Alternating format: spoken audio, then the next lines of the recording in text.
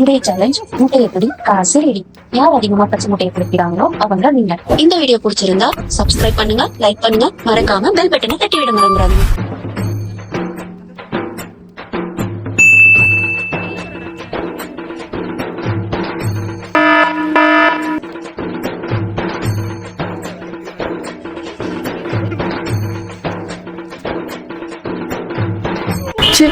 ఎందుకంటే నువ్వు బతుకుతావు.